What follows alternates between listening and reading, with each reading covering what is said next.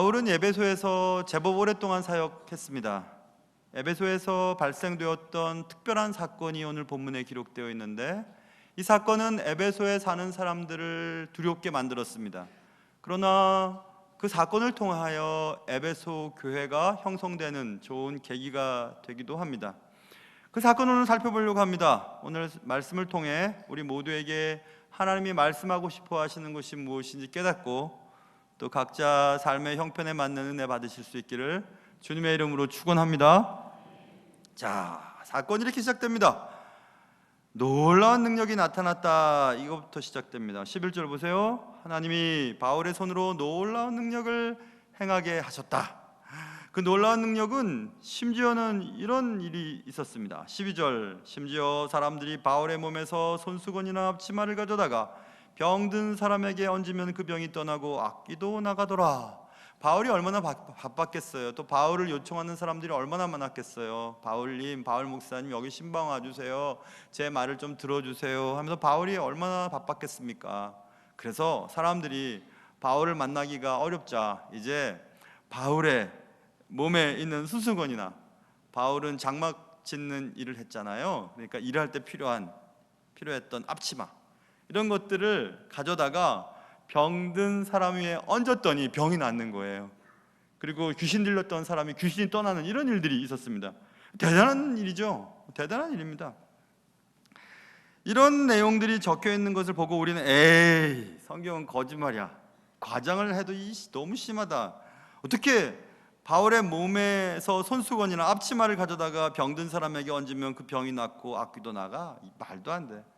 그렇게 생각하기가 쉽잖아요. 그런데 이 사도행전의 저자가 누구냐 하면 누가죠. 누가복음의 저자였고, 두 번째 책인 사도행전이었죠. 누가복음의 저자인 누가의 직업이 의사입니다. 의사 선생님들은 증명된 것, 그리고 과학적인 것만 믿고 또 말하는 사람들이잖아요.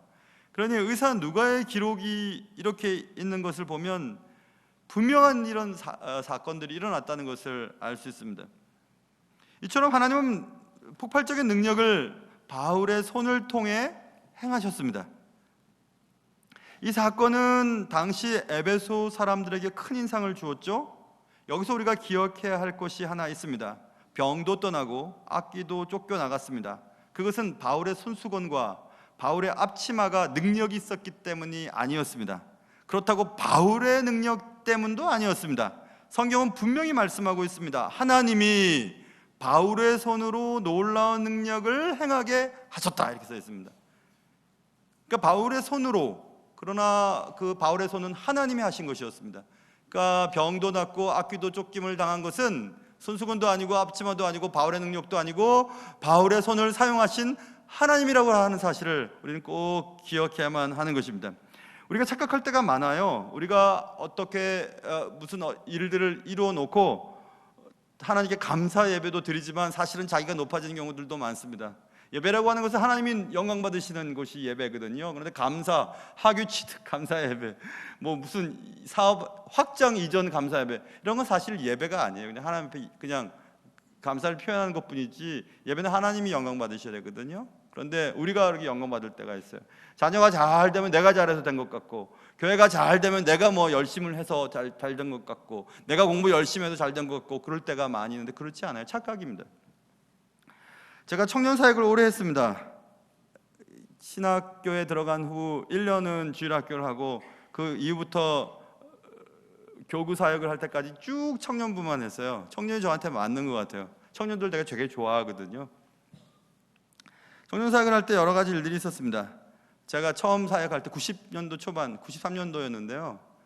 어떤 청년들이 전도사님 제가 전도사님이었죠. 전도사님은 눈에 힘이 있어요.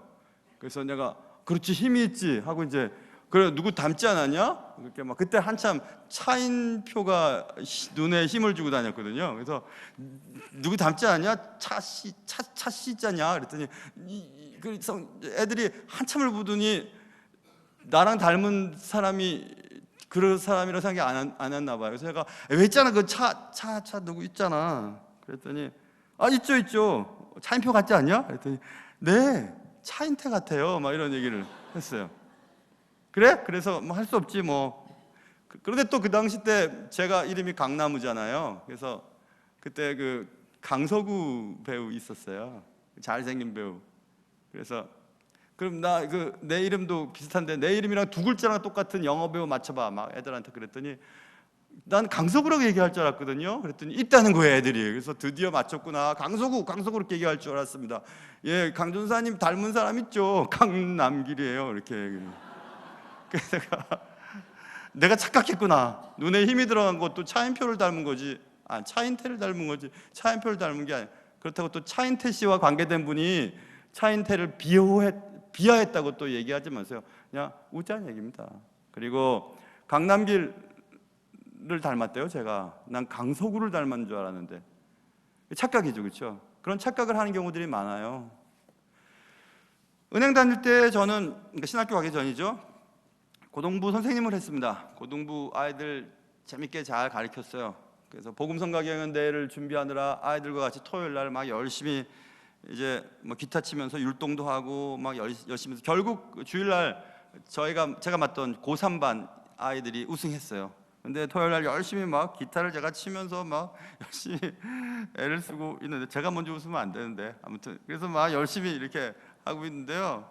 자꾸 애들이 저를 쳐다보는 거예요. 자꾸 기타 치는 모습이 멋있었는지 계속 기타 쪽을 보는 거죠. 앉아서 기타 치고 있었는데 자꾸 보길래 야 선생님 너무 좀 안 된다. 선생님 유부남이고 너희들은 앞으로 장래가 많이 촉망되고 속을 별 생각을 다 했는데요. 애들이 막 계속 쳐다보는 거예요. 막 이렇게 쳐다보고. 그게 이제 간식 시간이 돼서 애들이랑 저는 스스로 야 애들한테 인기가 참 많구나. 내가 참 애들한테 기타 치는 모습이 멋있었나? 기타가 뭐 있었나? 막 별 생각을 다 했는데 얼굴 까만 애가 있었어요. 고3의 남자아이가 저한테 가까이 오더니 선생님 바지 자꾸 열렸어요. 그래갖고 내가 얼마나 미안하든지 자꾸는 지퍼입니다. 바지가 자꾸가 열려 있으니까 애들이 계속 쳐다봤는데 저는 제가 기타 치는 모습이 멋있었는 줄 알았던 거예요. 착각이죠, 그렇죠? 그런 착각할 때가 참 많습니다. 참 많아요. 하나님이 여러분을 살리시고 인도하시고 자녀들 기르시고 여기까지 인도하셨는데 여러분이 잘했다고 생각할 때가 많아요. 참 많습니다. 여러분이 가지고 있는 외모, 자랑스럽게 여기는 외모나 키도 하나님이 주신 것이지 여러분이 늘렸나요? 여러분이 만들었나요? 요즘에 만드는 사람도 있긴 하지만 만들면 보기 싫습니다. 이상해요. 그런데 우리는 하나님이 받으실 영광을 우리가 빼앗는 경우들이 참 많습니다. 분명히 바울의 능력도 아니고 바울의 손수건도 아니고 바울의 앞치마도 아니고 하나님이 바울의 손으로 놀라운 능력을 행하게 하셨더니 이런 일이 생겼다 이렇게 되어 있잖아요. 놀라운 능력의 근원은 하나님이십니다. 여러분이 무엇을 붙잡느냐에 따라서 여러분의 신앙 색깔이 달라져요. 하나님을 붙잡아야지 하나님 이외의 것들을 붙잡으면 실망합니다.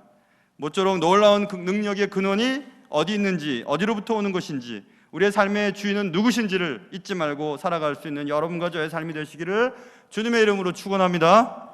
이렇게 놀라운 능력이 나타나게 되었습니다. 이 놀라운 능력을 통해 병이 떠나고 악기가 나갔다는 소식이 사람들의 입소문을 타고 막 빠르게 전달되었습니다. 바울이 보여주었던 그 놀라운 능력은 많은 사람들에게 매력적으로 다가왔습니다. 오늘 본문에 보면 어떤 떠돌아다니며 마술하는 어떤 유대인의 얘기가 나옵니다. 13절 보세요. 이에 돌아다니며 마술하는 어떤 유대인들이 시험 삼아 악귀 들린 자에게 주 예수의 이름을 불러 말하되 내가 바울이 전파하는 예수를 의지하여 너에게 명하노라. 이렇게 떠돌아다니면서 마술을 해서 먹고 살던 유대인, 어떤 마술쟁이, 약장사 같은 경우들이죠. 그런 사람이 생각한 거예요.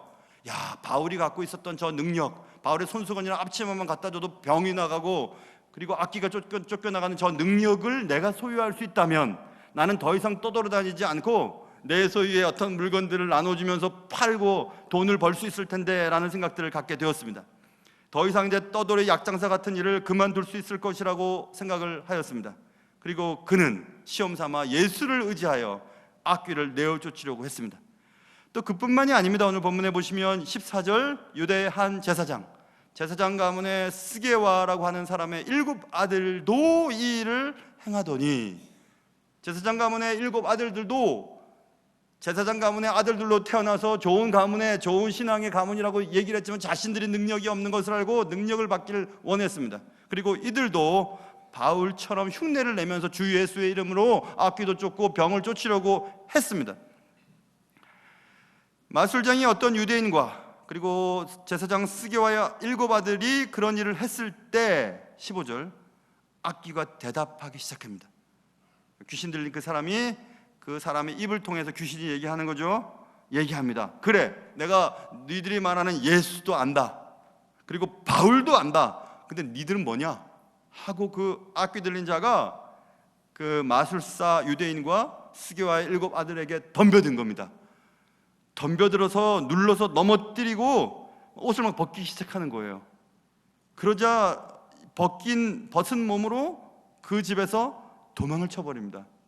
흉내내고 시험 삼아서 예수의 이름으로 귀신을 내어 쫓으려고 했던 이들이 도망을 치는 장면이 나오는 거예요. 많은 사람들이 그것을 보고서 얼마나 깔깔거리고 얼마나 또 놀랐겠습니까? 얼마나 창피를 당했겠어요. 앞으로 이 마술사는, 그리고 스게와의 7 아들은 얼굴 들고 다닐 수 있었겠어요? 이렇게 창피를 당하게 되었습니다. 사랑하는 성도 여러분, 신앙생활은 시험 삼아서 하는 게 아니에요.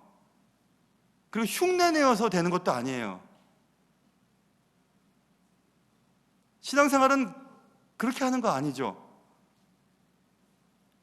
비록 마술로 먹고 살 만큼 마술 능력이 있었던 이 유대인도, 제사장 가문의 아들이라고 자랑했던 이 7 아들들도 가짜는 가짜였을 뿐이었음을 성경은 알려주고 있습니다.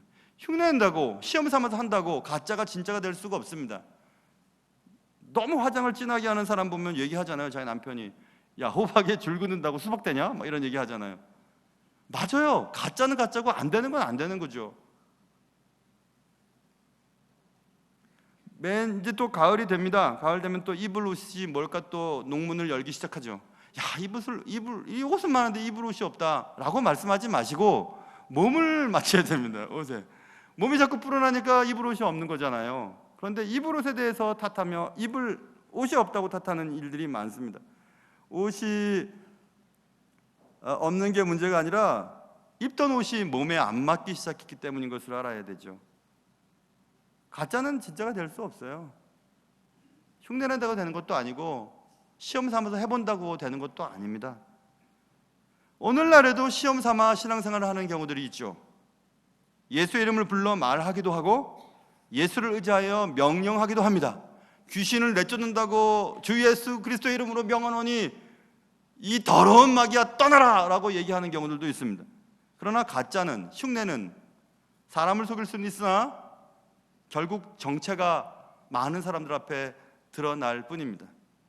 공개적인 수모를 당하게 될 것입니다. 우리가 예수의 이름으로 기도하고 예수의 이름으로 교회에서도 봉사도 하고 예수의 이름으로 목사 되기도 하고 이렇게 주의 일들 하지만 인생의 말년에 그것들이 다 드러나게 됩니다. 공개적으로 다 수모를 당하게 됩니다. 그리고 저 사람이 저런 인간이었구나라는 것을 알게 되는 날이 옵니다. 그래서 하나님을 알아야 되죠. 그러나 진짜 알아야 됩니다. 진짜 제대로 알아야 됩니다. 흉내내서는 안 돼요. 거룩한 언어를 사용하고 거룩한 옷 매무새를 가지고 거룩한 표정을 짓는다고 해도 우리가 혼자 있을 때와 집에 있을 때와 삶의 현장 속에서의 삶이 교회에서의 삶과 다르다면 우리는 가짜일 뿐입니다. 가짜는 언젠가 드러나게 되어 있습니다. 이 마술로 벌어먹고 살던 유대인이 예수의 이름을 불러 바울을 흉내냈던 목적이 뭐죠? 그 목적은 경제적인 이득 때문이었습니다. 제가 먹고 살기 위해서 그랬던 거예요. 좀 더 쉽게 먹으려고 했던 것입니다. 스게와의 7 아들이 흉내를 냈던 이유는 뭐죠? 그것은 가문이 중요한 것이 아니라 능력을 보여줌으로 사람들로부터 집중을 받고 싶었던 이유가 틀림없죠. 혹시 우리 가운데 우리의 신앙생활의 목적이 그것이 있지는 않은지 한번 생각해 보세요. 내가 교회 생활하면 사업에 도움이 되고 경제적인 이득이 있을 것 같아서 신앙생활을 한다면 이제 그만해야 돼요. 그리고 내가 교회에서 무슨 직분을 받거나 교회에서 존경을 받거나 교회에서 이름을 드러내고 자신의 명함에 교회 직분 한 줄 기록하기 위해서 일을 하고 직분을 받기를 원한다면 그것은 스게와의 7 아들과 똑같습니다. 교회에서 뭘 해주지 않아. 교회에서 나를 알아주지 않아. 교회에서 나를 좋아하지 않아. 그것과는 상관없이 우리의 삶의 목적과 우리가 신앙생활하는 목적은 경제적인 이득과 신앙생활을 함으로 내게 다가오는 어떤 좋은 것들 때문이 아니어야 됩니다. 경제적인 이득을 위해 시험 삼아 신앙생활을 하고 명예를 위해 능력을 흉내내고 그래서 진실과는 점점 멀어진 신앙생활을 하게 된다면 언젠가는 우리의 신앙이 들통나기 때문에 그렇습니다. 저는 이 본문을 읽으면서 저는 철학에 대해서 거의 문외한이지만 철학자 프랑스 철학자 라캉이라고 여러분 들어보셨어요? 라캉 정신 분석학자이기도 한 라캉의 글이 떠올랐어요. 오늘 설교 제목이에요. 타인의 욕망을 욕망하는 삶에 대한 얘기입니다. 이것은 이런 내용이에요. 어린아이가 걸음마를 막 시작했어요. 걸음마를 시작하면 엄마 아빠가 야 우리 애기가 걸음마를 한다고 막 자랑을 합니다. 걸음마 못하는 아이들 거의 없습니다. 다 합니다. 우리 손녀 보라고 막 뒷돌리기를 했다고 손자를 막 돌렸다고 다 돌립니다. 다 돌려요. 그런데 막 칭찬을 하고 막 하면 아이의 머릿속에 내가 걸음을 뗄 때마다 어른들이 기뻐하니까 어른들을 기쁘게 하기 위해 자꾸 힘을 내고 흉내를 내면서 걷는 거죠. 아이가 이제 커서 좋은 성적을 받습니다. 좋은 성적을 받으면 엄마가 아빠가 기쁜 거예요. 막 자랑하고 우리 전교에서 막 500명 중에서 300등 했다고 막 자랑하고 막 이렇게 자랑해요. 그러면 아이가 내가 공부 잘하니까 엄마 아빠가 좋구나, 좋아하는구나, 엄마가 기뻐하는구나. 그런 엄마를 보면서 엄마가 기뻐하는 모습을 보면서 내가 또 기쁜 거죠. 그래서 부모의 기쁨을 위해서 자신의 행복이 뒤로 가는 것을 마다하지 않아요. 열심히 걷고 열심히 공부하고 열심히 엄마 아빠가 원하는 삶을 살아가죠. 결국 엄마와 아빠의 욕망이 나의 욕망이 되어버리는 거죠. 걷기 싫어도 걸어야 돼요. 엄마 아빠가 기뻐하니까. 공부하기 싫은데 성적 올리면 엄마 아빠가 기뻐하니까 열심히 공부를 해서 성적을 높이는 거예요. 엄마 아빠가 기뻐하는 거예요. 열심히 더 공부해요. 그의 욕망이 나의 욕망이 되어버렸습니다. 또래 집단도 마찬가지죠. 내가 막 멋진 옷을 입고 막 멋지게 막 명품 신발을 신고 그러면 애들이 야 막 이래요. 그러면 기쁘지요? 그러면 애들이 기뻐하니까 난 더 명품 옷을 입고 싶어요. 가방을 막 오랜만에 갯돈 타가지고 가방 하나 들었더니 막 아줌마들이 난리가 났어요. 이거 어디서 샀냐고. 그랬더니 내가 높아지잖아요. 그리고 다른 사람들 즐겁게 하기 위해서 또 똥자를 하나 또 들고 다니고 또 달고 다니고 막 이렇게 시작하죠. 타인의 욕망이 자신의 욕망으로 바뀌어지게 되는 거죠. 조직 생활도 마찬가지입니다. 상사의 원하는 대로 자꾸 하다 보니까 나의 나된 모습은 사라지게 됩니다. 상사가 기뻐하는 대로 내가 행동하면서 상사의 욕망이 나의 욕망이 되어버리죠. 그런 얘기들입니다. 그런 얘기. 그래서 타인의 욕망을 욕망하는 삶이라고 이렇게 풀어낸 라캉의 글을 읽어본 적이 있습니다. 그렇죠. 이해가 됩니다. 그리고 충분히 가능한 일인 것 같아요. 그런데 여러분, 신앙생활은 그렇게 해서는 안 돼요. 신앙생활은. 자, 보세요. 어떤 사람이 교회에 왔습니다. 교회 와서 예배 열심히 빠지지 않게 열심히 다녀요. 그리고 헌금 생활을 착실하게 합니다. 새벽 기도회 시간도 어김없이 참석하고 교회 봉사도 열심히 합니다. 그랬더니 누군가가 그것을 보고 칭찬하기 시작합니다. 그 칭찬을 듣고 기분이 좋아지기 시작했어요. 그리고 계속해서 그렇게 합니다. 새벽 예배 나가고 또 헌금 생활 열심히 하고 예배 열심히 빠지지 않고 교회 봉사도 열심히 합니다. 그랬더니 사람들이 그를 칭찬하고 또 좋아합니다. 신앙 좋다는 얘기도 들었습니다. 언젠가 제가 말씀드렸잖아요. 고등학교 때 하나님이 계신가? 하나님이 정말 날 사랑하신가? 지극히 고민을 하면서 하나님 날 좀 봐주세요. 날 좀 만나주세요. 그렇게 새벽 예배를 다녔거든요. 고등학교 때. 그랬더니 교회 어른들이 새벽 예배 나오는 고등학생은 처음 봤다고 하면서 저의 신앙을 막 칭찬해 주셨어요. 난 신앙이 없어서 신앙을 달라고 교회를 갔는데 교회 어른들은 분명히 저거 목사 될 거라고 이렇게 얘기했어요. 정말 그 교회 그때 제가 다닌 교회 그 어르신들은 정말 다 점쟁이들이에요. 어쩜 이렇게 저한테 맞추셨는지. 그렇게 보이니까 저는 그래, 새벽 예배 나가면 새벽 예배 나가는 고등학생은 사람들이 칭찬해 주니까 새벽 예배 나가기 시작하는 거예요. 나는 지금 그것과 상관없는데, 주님의 그 신앙과 상관없이 난 주님을 만나고 싶어서 나갔는데, 타인의 욕망이 나의 욕망이 되기 시작했죠. 그러다가 계속해서 신앙생활을 열심히 합니다. 새벽기도 시간에 어김없이 참석하고 교회 봉사도 열심히 합니다. 그러다가 점점 마음속에 내가 왜 새벽 예배 나왔는데 칭찬해 주는 사람이 없지? 내가 이 헌금 이렇게 드렸는데 왜 광고 시간에 광고도 안 하시지? 내가 교회 이런 거 저런 거 했는데도 왜 아무도 그걸 모르지? 라고 섭섭한 생각이 들기 시작하게 됩니다. 그리고 나의 그런 열심을 낸 신앙생활을 제대로 평가해 주지 않는 사람이 한 명이라도 나타나게 되면 그 사람 때문에 내 신앙생활이 무너지기 시작해요. 그럴 때 보통 목사의 경우죠. 목사님이 나를 알아봐 주지 않아. 목사님이 그렇게 내가 애쓰는데 알아봐 주지 않아. 그리고 신앙생활이 한 번에 무너지기 시작합니다. 아무 의미 없어. 왜 나를 인정해 주지 않아? 왜 내가 잘했다고 말하지 않지?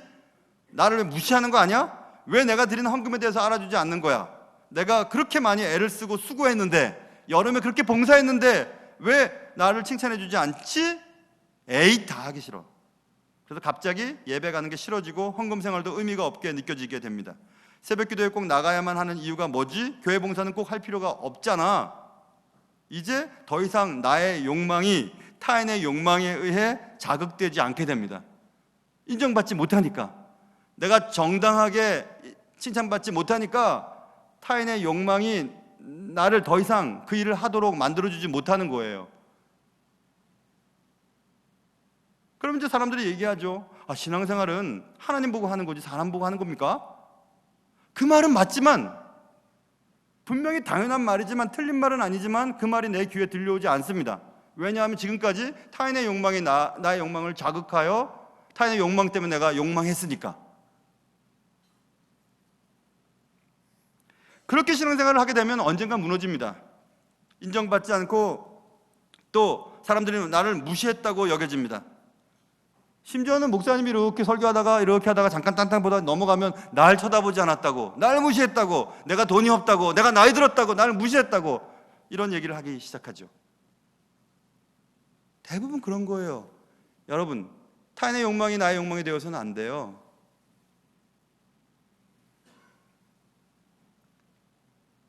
바울의 놀라운 능력으로 병이 낫고 악기가 떠난 것은 사람들을 매우 놀라게 했습니다. 맞아요. 그리고 어떤 사람들은 사람들의 관심의 대상이 되어버린 바울이 부러워지기 시작했습니다. 그래서 시험 삼아서 해보고 싶었던 거예요. 바울이 했던 것처럼 주 예수의 이름으로 명언하니 악귀야 물러가라. 혹은 바울이 갖고 있었던 손수건이나 바울의 둘렀던 앞치마를 가져다가 놓기도 합니다. 해보는 거죠. 흉내를 내보는 거죠. 타인의 욕망에 의해 나의 욕망이 자극되기 시작했습니다. 예전에 신앙생활 열심히 하면 다 목사 되라 그러고 선교사 가라 그러고 막 그랬어요. 그러면 이제 그 말을 듣고 또 열심히 또 신앙생활합니다. 제가 목회를 하면서 정말 선배 목사님들 보면 정말 너무 귀해요. 너무 귀하세요. 그러면서도 목사님들이랑 말씀을 나누면 이런 얘기 하십니다. 아들들이 몇 명 있는데 그 중에 하나도 목회자의 길을 가지 않은 것, 내가 잘못 사는 것 같다고 이런 얘기를 하세요. 정말 참 대단한 분들이시죠. 저는 그런 목사님들 앞에 서면 너무너무 죄송하고 미안해요. 가짜 같아요. 저는 가짜 같아요. 저는 아이가 목회한다고 그럴까 봐 겁이 나거든요. 정말 그래요. 이 힘든 일을 뭐 하라고 하겠나. 하나님 부르시면 하겠지. 하나님 부르시면 정말 감사해서 하겠지. 하지만 하라고 말은 못할 것 같거든요. 너 이거 하라. 이거 해라. 눈물골짜기로 가지만 해라. 너무너무 힘든 일이 있고 경제적인 어려움이 있지만 해봐라. 좋다. 물론 그렇게 생각해요. 그러나 그렇게 하라고 밀지는 못할 것 같습니다. 오늘 아침에 밥을 먹고 옷을 입으면서 유튜브에서 음악을 이렇게 틀었어요. 아주 좋은 멋있는 거룩한 찬양 들었을 것 같지만 찬양 안 듣고요. 팝송 들었습니다. 그 팝송 가운데 예전에 자주 들었던 그 팝송이 흘러나왔어요. I'll never Fall in Love Again이라고 하는, 여러분 아시는 분도 계실 거예요. I'll never fall in love again이라고 하는 게 가사가 제목은 똑같으나 예전에 엘비스 프리슬리도 부르고 예전 가수들이 부른 것도 있고요. 그 다음 가수들, 그러니까 The Carpenters라고 하고 남매죠. 남매가 부르기도 하고, 또 엠마 바운디라고 하는 여자도 부르고, 또 일본 얘기하면 또 요즘 시끄러운데 나오미 앤 고로라고 하는 기타 치면서 부르는 그 가수들도 불렀어요. 나는 절대로 안 한다. 뭘요? Fall in love, 사랑에 빠지지 않겠다. again, 다시는 사랑에 빠지지 않겠다. 이런 제목이에요. 근데 그 가사를 들으면서 하나님 앞에 다시는 내 사랑에 빠지지는 않아야지 이렇게 생각했어요. 너무 충격적인가요? 하나님과의 사랑에 빠져서 이 길을 가고 있는데 다시 내가 태어날 수 있다면 다시는 그렇게 빠지고 싶지 않아. 적당하게 사랑해야지. 그런 생각했어요. 제 마음의 의미를 아실 수 있으시겠어요? 하나님의 사랑 끝이 없으세요. 하나님의 사랑에 빠져본 자는 하나님의 그 사랑에서 벗어날 수가 없는 거예요. 아무리 안 하려고 하고 아무리 힘들어도 그 길을 갈 수밖에 없어요. 하나님의 사랑이 너무 크니까. 하나님이 그렇게 사랑하시니까 다른 사람을 사랑할 수 있게 되고, 하나님의 사랑이 그렇게 크니까 경제적인 어려움도 넘어가게 되고, 하나님의 사랑이 그렇게 크니까 모든 사람들을 사랑할 수 있고 용서할 수 있게 되었거든요. 그건 너무 힘들어요. 이렇게 산다는 것은 쉬운 일은 아니었어요. I never fall in love again. 진짜는 귀하기 때문에 진짜라고 하죠. 흔히 많이 보인다면 진짜의 가치는 사라질 겁니다. 요즘에 왜 가짜 그리스도인이 많고 가짜 목사가 많다고 가짜 교회가 많다고 왜 그럴까요? 진짜가 귀하기 때문에 그래요. 진짜가 귀하지 않다면 가짜가 그렇게 가짜의 노릇을 하려고 하지 않을 겁니다. 흔히 드린다면, 흔히 보일 수 있다면 뭐하러 그 일을 하겠어요? 뭐하러 그것을 취하려고 하겠습니까? 그것이 가치 있는 것은 희소성이 있고 그만큼 귀하기 때문 아니겠습니까? 하나님을 사랑한다는 것은 그런 것입니다. 쉽게 할 수 있는 일이 아니에요. 흉내낸다고 되는 것이 아니고 시험 삼아서 된다고 하는 것도 아니에요. 하나님의 능력은 그렇게 산자만이 나타날 수 있기 때문에 그렇습니다. 더 이상 여러분과 저의 신앙생활이 타인의 어떤 박수, 타인의 평가에 의해서 우리의 신앙생활을 해나가서는 안 됩니다. 타인의 욕망이 나의 욕망이 되도록 내버려 두어서는 안 됩니다. 신앙생활은 그렇게 하면 결국 망합니다. 바울이 가진 능력은 하나님이 바울의 손으로 놀라운 능력을 행하게 하신 결과였습니다. 우리가 신앙생활을 할 때 우리가 신앙의 눈으로 세상을 바라보면 하나님만 보여야 돼요. 신앙생활을 할 때 사람이 보이기 시작하면 그 신앙생활은 금방 망하게 될 것입니다. 사람 때문에 신앙생활하는 거 아닙니다. 사람 때문에 교회 다니는 것도 아니고요. 사람의 칭찬받으려고 일하는 것도 아니고 사람의 박수 받으려고 성금 생활하는 것도 아니에요. 하나님이 날 보시고 하나님 앞에 인정받고 하나님 보시기에 올바르다면 우리는 계속해서 이 일을 할 수 있을 것입니다. 나의 욕망은 그래서 오직 하나님의 자녀로서 하나님의 기쁨이 되는 것뿐이어야만 합니다. 두 아들을 길렀어요. 한 아들은 장가 2년 전에 보내고 이제 며느리의 남편이 되었죠. 저희들의 아들이 아닌 며느리의 남자. 그리고 막내를 키우고 있죠. 두 아들들에게 저는 한 번도 신앙생활에 대해서 또 너는 목사들이니까 이렇게 해야 된다고 얘기한 적 없어요. 목사들이기 때문에 이렇게 해야 되고 목사들이기 때문에 이렇게 해야 된다고 하면 그들은 그렇게 안 살려고 할 겁니다. 막내 요즘에 깨울 때 막내가 요즘에 공부하느라 힘들어요. 뭐 한다고 그냥 그 전교 1등만 가는 과학고를 들어가가지고 이게 내 자랑했네. 아이고 서대문에서 한 명밖에 안 갔는데 아이고 또 내 자랑했네. 공부하느라 힘들어요. 아침에 깨우죠. 민서야 교회 가야지. 아빠가 담임 목사 아니냐. 그래도 교회는 가야 되겠지. 교회는 옵니다. 근데 제가 깨울 때 깨우는 거죠. 진담반, 농담반. 그렇지만 아무튼 애들한테 야, 너 목사 아들인데 그렇게 하면 되겠냐? 그렇게 안 합니다. 그 대신 저와 제 아내가 하는 방법은 예수를 정말 사랑하며 사는 거죠. 예수 안에서 부부가 행복하게 살아가는 거죠. 예수 안에서 정직하게 살아가는 거죠. 예수 안에서 용서할 수 없고 또 나 싫어해, 나도 싫어해, 그렇게 할 수 있는 사람들을 사랑하는 거죠. 그런 것들을 아이들에게 보여주는 거죠. 하나님을 의지하면서 살아가는 것을 보여주는 거죠. 그럼 아이들은 자연히 하나님을 선택하고 하나님의 말씀 안에 살게 될 것이라 생각이 들었습니다. 사랑하는 성도 여러분, 자녀들이 왜 엄마 아버지 원하는 대로 이렇게 안 살까? 그건 반은 여러분 책임이고 반은 좀 더 기다리시면 돼요. 말한다고 되는 게 아니에요. 흉내낸다고 되는 게 아니에요. 시험 삼아 해본다고 되는 것이 아니에요. 정말 하나님의 능력은 하나님이 그를 사용하실 때 바울의 손으로 놀라운 능력을 행하게 하시는 분이 누구인지를 알게 되면 해답이 되기 때문에 그런 것입니다.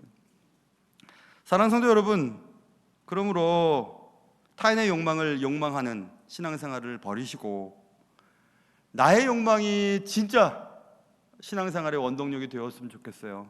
나의 욕망이 무슨 욕망이 되어야 하는가? 나의 욕망은 하나밖에 없어요. 나의 욕망은 하나님을 욕망하는 것입니다. 하나님을 더 알고 싶고 하나님의 뜻대로 더 살고 싶고 하나님의 뜻이 무엇인가를 더 알고 싶고 하나님이 나의 삶을 통해서 이루고 싶어하는 것이 무엇인지 더 간절하게 찾고 싶은 것, 그것이 나의 삶의 욕망, 유일한 욕망이에요. 그것이 신앙의 유일한 원동력이기도 합니다.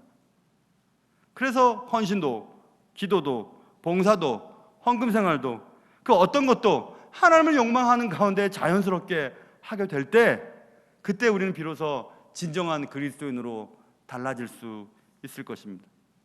그런 은혜가 여러분과 저의 삶 속에 계속 되실 수 있기를 주님의 이름으로 축원합니다. 기도하겠습니다. 사랑하는 주님, 타인의 욕망을 욕망하며 그 어떤 이유들 때문에 내가 신앙생활을 하는 것이 아니라 하나님이 너무 좋아서, 하나님이 너무 귀해서, 하나님이 내 삶의 전부여서 그렇게 주님을 욕망하며 그 욕망이 나를 계속해서 신앙생활을 하게 만드는 그런 진실한 그리스도인, 진짜 그리스도인, 주 예수 그리스도의 이름으로 기도하고 주 예수 그리스도의 이름으로 마귀를 쫓는다고 하고 주 예수 그리스도의 이름으로 이런저런 봉사도 하고 단기 선교도 하고 주역교 선생님도 하고 찬양대원으로 수고해도 흉내내고 또 시험 삼아 하고 경제적인 이득을 위해 하며 어떤 명예를 추구하며 얻기 위하여 교회 생활하는 그런 사람이 아니라 하나님이 너무 좋아서, 하나님이 나의 전부여서, 하나님을 모시고 사는 것이 나의 참 기쁨이어서, 그래서 하나님을 욕망함으로 내가 신앙생활을 계속해 나갈 수 있도록 도와주시옵소서. 귀하신 예수님의 이름으로 기도합니다. 아멘.